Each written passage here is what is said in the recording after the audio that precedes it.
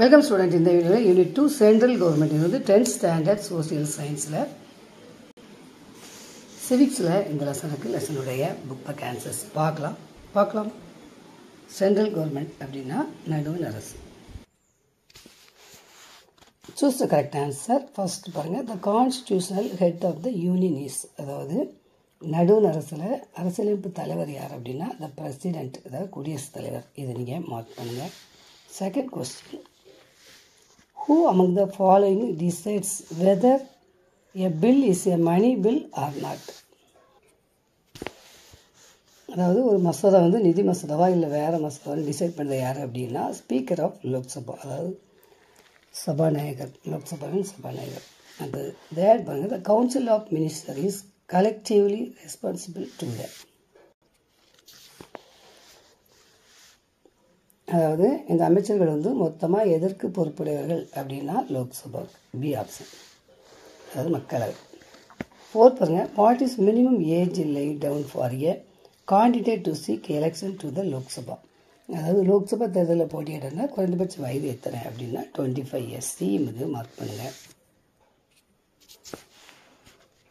Fifth பாருங்க, the authority to alter the boundaries of state in India rest with, அதாவது இந்திய மாநிலங்களின் எல்லைகளை வந்து மாற்றி அமைக்கும் அதிகாரம் பெற்ற அமைப்பு எதுனா பார்லிமெண்ட், நாடாளுமன்றம். இதை நீங்கள் மார்க் பண்ணுங்கள்.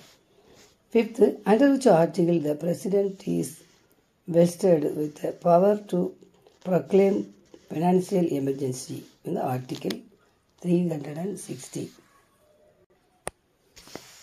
அதாவது எந்த சட்டப்பிரிவு படி இவர் வந்து நிதி நெருக்கடி நிலைமையை அறிவிக்கிறார் குடியரசுத் தலைவர், எதுனா சட்டப்பிரிவு 360. Seventh, the chief justice and after judges of the supreme court are appointed by, உச்ச நீதிமன்ற தலைமை நீதிபதி மற்ற நீதிபதிகள் எல்லாம் நியமிக்கிறது யார் அப்படின்னா அது பிரசிடென்ட், அதாவது குடியரசுத் தலைவர். ஏ ஆப்ஷன் மார்க் பண்ணுங்கள். fill in the blanks பாருங்க. டேஸ் பில், அதாவது money bill cannot be introduced in the parliament without president approval, அதாவது குடியரசுத் தலைவருடைய ஒப்புதல் இல்லாமல் எதை வந்து நம்ம அறிமுகப்படுத்த முடியாது அப்படின்னா நிதி மசோதா, அதாவது மணி பில்.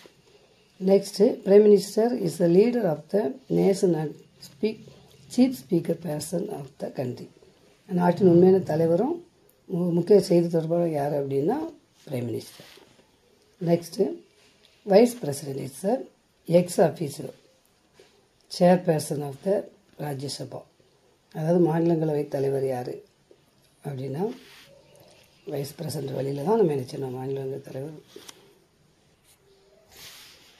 அடுத்து பாருங்கள், அட்டர்னி ஜெனரல் அப்படின்னா has the right to speak and to take part the presidents of both houses of the parliament, இரு அவைகளும் பேசுறதுக்கு உரிமை பெற்றது யார் அப்படின்னா attorney general. The Chief Justice and other judges of the Supreme Court hold the office of the age of, அதாவது உச்ச நீதிமன்ற தலைமை நீதிபதி மற்றும் ஓய்வு பெறும் வயது, இந்த நீதிபதிகளுக்கெல்லாம் ஓய்வு பெறும் வயது எத்தனைனா 65.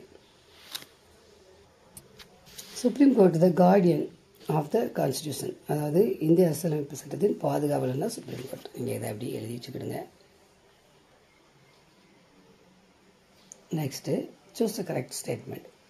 இவையில் வந்து கரெக்ட் ஸ்டேட்மெண்ட் கொடுத்துருக்காங்க, கரெக்ட் அப்படிங்கிறத கண்டுபிடிக்கலாம்.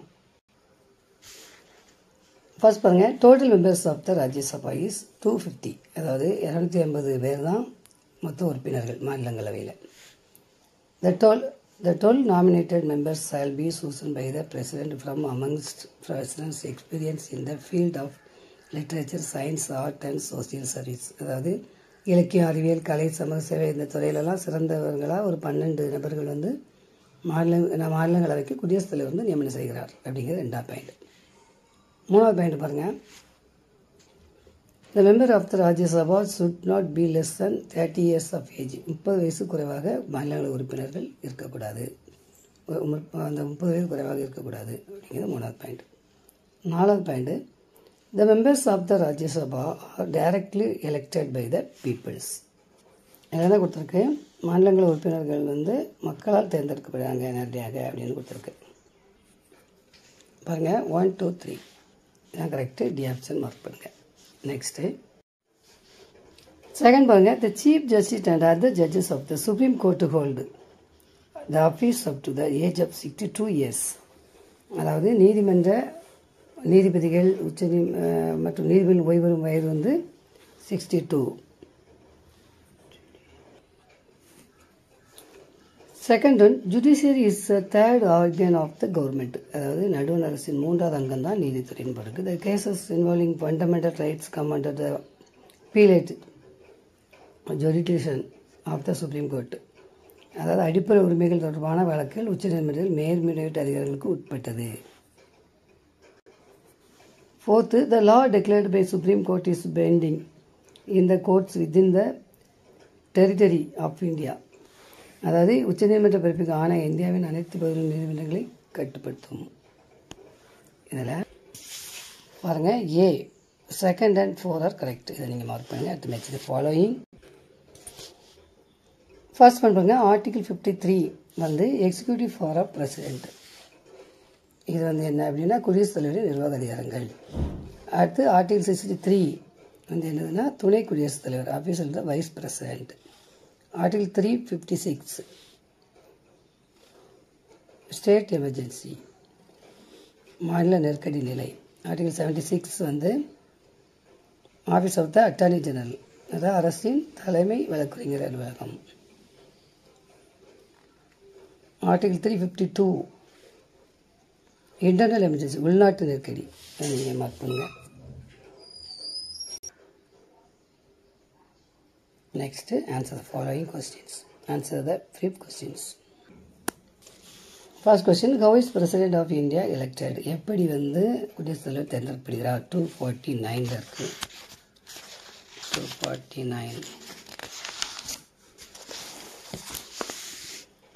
249ல the president இதில் வந்து புதுச்சேரி வரைக்கும். ஃபர்ஸ்ட் கொஸ்டின் மார்க் பண்ணுங்க. Second question, what are the different categories of ministers at the union level? 252 நடுவில் சில அமைச்சர் வந்து தரநிலை அடிப்படையில் எப்படி வகைப்படுத்தப்பட்டுள்ளனர் அப்படின்னு கேட்டிருக்கு. 252ல பாருங்க, 252 இதில் இந்த 3 பாயிண்ட் நீங்கள் மார்க் பண்ணுங்கள். செகண்ட் கொஸ்டினோட ஆன்சர். தேர்ட் கொஸ்டின் ஆன்சர் பண்ணுங்க. Write short note money bill 253, அதாவது நிதி மசோதா பற்றி குறிப்பு வரைய சொல்லியிருக்கு. 253ல 253ல் ஒரு பாக்ஸ் இருக்கா, மணி பில். இந்த பாக்ஸ் ஃபுல் நீங்கள் மார்க் பண்ணுங்கள். தேர்ட் கொஸ்டினோட answer. Fourth question answer, list out any 2 special powers of the attorney general of India. இந்திய அரசின் தலைமை வழக்கறிஞர் சிறப்பு அதிகாரங்கள் 2 கேட்டிருக்கு. 254ல் இருக்குது. 254ல் சாரி 255ல் இருக்குது பாருங்கள். 5ல் இந்த பேராகிராஃபில் இதிலேருந்து இது வரைக்கும் மார்க் பண்ணுங்கள். ஃபோர்த் கொஸ்டினோட ஆன்சர். நெக்ஸ்ட்டு 5th கொஸ்டினோட ஆன்சர் பார்க்கலாம். What is the qualification of judges of the supreme court? அதாவது ஜட்ஜஸுடைய சிறப்பு அதிகாரங்கள் என்ன? 255ல் இருக்குது. 255ல் இதுலேருந்து இது வரைக்கும் மார்க் பண்ணுங்கள். 5th கொஸ்டினோட answer. Next answer detail. Describe the executive and judicial powers of the president of India. அதாவது குடியரசுத் தலைவரின் சட்டமன்ற மற்றும் நிதி அதிகாரங்களை குறிப்பிட்டிருக்கு. 249 250ல் இருக்குது பாருங்கள். இதுலேருந்து இது வரைக்கும் நெக்ஸ்ட் பேஜில் இதுலேருந்து இது வரைக்கும் ஃபர்ஸ்ட் கொஸ்டினோட answer. Second one, what are the duties and functions of prime minister of India? அதாவது பிரதம அமைச்சரின் பணிகள் மற்றும் கடமைகள். 243ல் பாருங்கள், லிஸ்ட் ஆஃப் ஃபண்டமெண்டல் டியூட்டிஸ். இதிலேருந்து ஆரம்பித்து அதே பேஜில் இது வரைக்கும் மார்க் பண்ணணும் நீங்கள். செகண்ட் கொஸ்டினோட answer. Third question, critically examine the powers and functions of the parliament. நாடாளுமன்றத்தின் அதிகாரம் மற்றும் செயல்பாடு. 254ல் பாருங்கள், இதிலேருந்து ஆரம்பித்து இது வரைக்கும் தேர்ட் கொஸ்டினோட answer. Fourth, explain any judicial of the supreme court of India. 255 அதாவது உச்ச நீதிமன்றத்தின் நீதிபதிகள் ஏதாவது 3 கேட்டிருக்கு. 255ல் 255 256ல் இருக்குது. ப்ராப்ளா இதிலேருந்து ஆரம்பிங்க.